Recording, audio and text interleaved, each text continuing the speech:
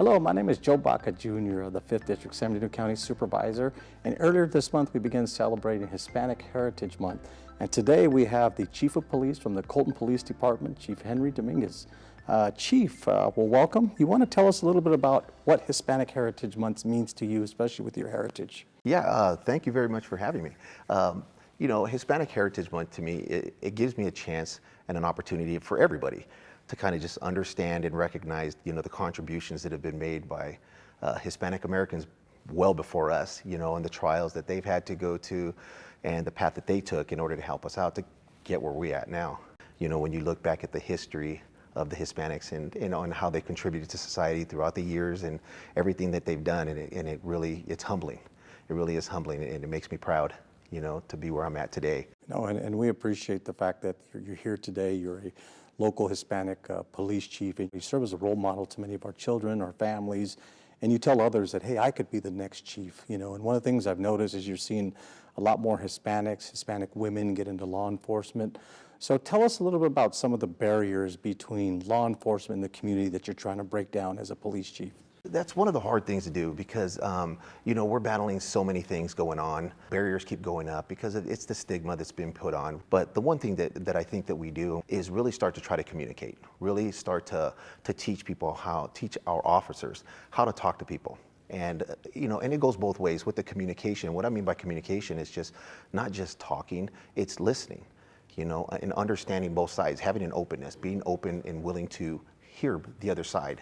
You know, whether it's us listening to the community understanding us. You know, I think with the communication, it helps with the understanding of everything. As you continue through law enforcement, what's the biggest evolution and change you've noticed over maybe the past 20 years since you've been in law enforcement? I hate to say this, but it's the transparency, trying to identify, trying to be as open as you can with the community and show them everything that we're not hiding things. This is who we are. I think before, to me, it seemed like law enforcement was more of an enclosed community. Now it's more open. I think we want people to understand is that we're not robots. It's not like the movies. When we're off work, we're the family man, we're the husband, we're the grandparents, we're the babysitter. We do everything that they do. And I think helping people understand that and really trying to make it to where the community understands that. I think that's the one thing is that we've put down a lot of the barriers in order for people to understand that we're human too. What does that mean to you being a Hispanic chief in the city of Colton, which has a high Hispanic population? What does that mean to you personally? That we are part of the community. We're not just an entity outside who is dealing with the community. We are part of the community. And that is the one thing that I really want to emphasize, trying to break down all of the barriers and the stigma that comes with it. It's doing stuff like that, just making sure that everybody understands that we are the community. We're a part of you.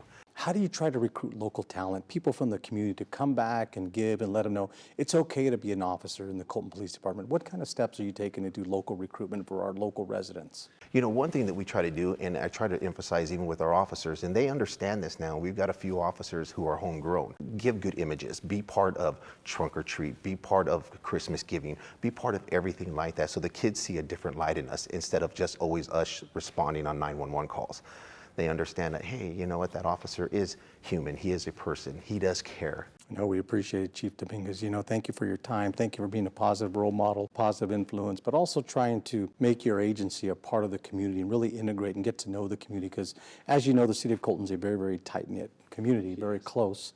And, you know, we appreciate you keeping the homegrown talent here and everything you do to protect and serve our community. So I'm Supervisor Baca. I want to thank the Chief for being here today. It's an honor to be here. And, you know, thank you.